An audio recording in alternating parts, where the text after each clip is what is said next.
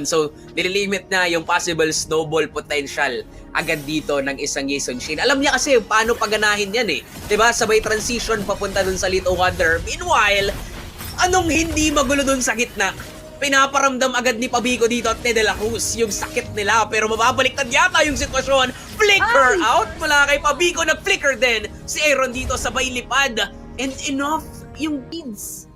Nakikita natin dito no na sumasabay talaga yung Singapore. Alam nila how to punish Team Philippines sa mga laban, pero nagulat na lang si Aaron doon na nandun pala. Still, sobrang body block yung ginagawa dito ni Grabe, Pabico, no? pati ni De La Cruz. Hindi halos pinalapit o pinasilip ang Singapore. Binabalibag pa uwi. Pinapauwi Grabe nila nga. dito, kaso susunduin. Lalapit mismo si Nepomuceno. Madadali dun si Jay. At yung Purple Cup buhay pa rin naman. Kaso nga lang Brayden, Pabico? going for the counterplay, making it a double kill. Pero kapalit na to, kanyang buhay.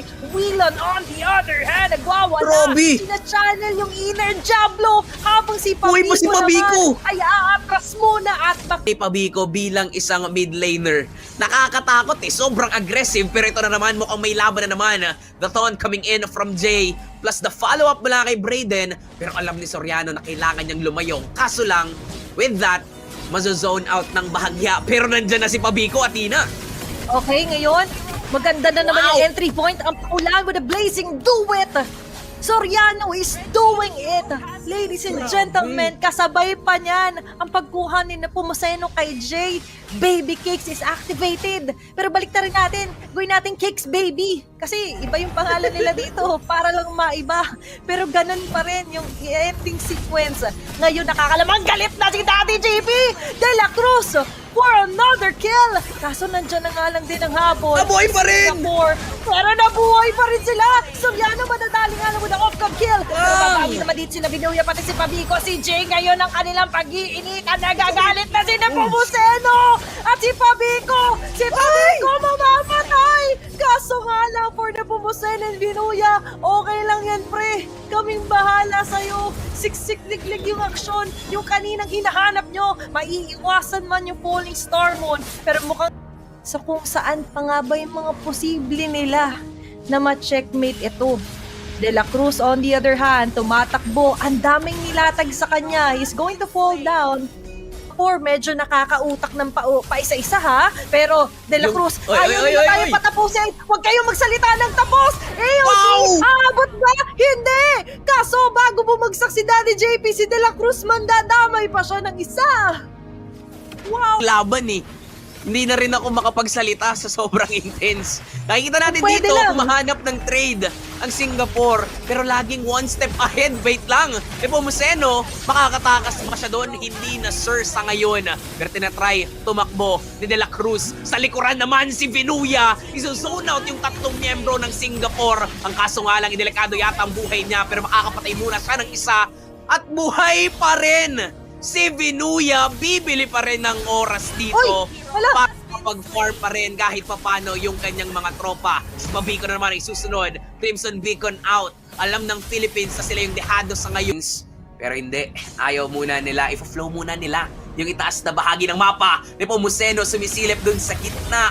Pero si Pabico, napilitan siyang gumamit ng kanyang ulti para lang makalayo Nepomuceno with the dashes. Trying to go in, pero lalayo ang Pilipinas. Ibe-bait out lang nila ang mga resources dito. Sabay talon ni Pinuya dun sa likuran. De La Cruz na pa-flicker out. Pinuya ngayon humaharap sa 5 miyembro ng Singapore. Sabay, balik muli. Nila Pabico tas Soriano with a blazing duet in. Napakasakit na ng mga bala mula dito kay Soriano. Nabaliktad pa nga yung Binaliktad. sitwasyon. Pinuya once Wow. again with the dive of his life para makakuha na naman ng isa pang Baba, gitna naman, napilitan na sila Kit na gamitin yung Zaman Force just to Nepomuceno? clear off the last bits of the minion wave. Pero Nepomuceno, Grabe! mapasok na naman. At yung paulan na naman ni Pabico dito, yung mga pailaw ay sapat para makakuha ng multiple kills dito para sa Team Philippines. In terms of kill, in terms of positioning, oo, nakakapitas pa unti-unti si Wheelon. Pero hindi kasi Diablo ngayon. 2 tao ang tumatarget sa kanya, De La Cruz and Soriano with a shutdown kill. Hindi lang basta sisim yun. Grabe din yung shield. At kakasabi pa Grabe nga yun. lang natin, kahit sino magpresenta, ay pwedeng Yun mabigyan lang. na Nepomuceno medyo may ipit. bursted down.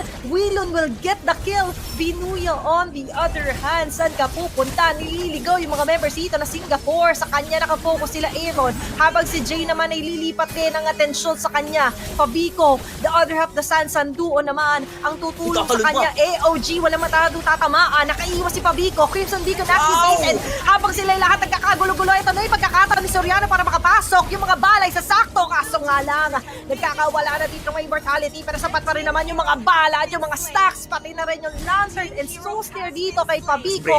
Brayden, hahabol pa sa party. Pabico, may ipit. Matatanggal nga lang siya doon. Binuya sa likod. Pero hindi tapos yung party. Ayan na naman si Binuya. Dalawang clash ang nangyayari ngayon. Habang si Wiko naman ang kinikip on the ground nila Soriano. Ako na entry point. Ang sakit ng isang Thorn Rose na yun. Nangalahati ang buhay ngayon nila Willon. Jay on the other hand just still watching out sa mga pwedeng mag-entry point dito ng Team Philippines de la Cruz. Roaming around the map. Pabico on the other hand ay nandiyan. Katuwang si Soriano na pumasok with a blazing duet. Bagsak agad dito si Kit. At sino po Moseno na tumatahi sa likod. Binuya sumasalo ng damage ang dalawa. Maipit na lang sino po Moseno. Makakataas pa ba siya? Susundan siya doon ni Brayden. Medyo nadali doon ng dagot. Binuya! Kasi andyan na naman si Binuya, pati si Pabico! Activated na naman yung Sansanduo, kasabay pa niya ng double kill! And a wipeout laban sa Team Singapore! And this might be it as Team Philippines slowly secures game number 1 laban sa Team Singapore.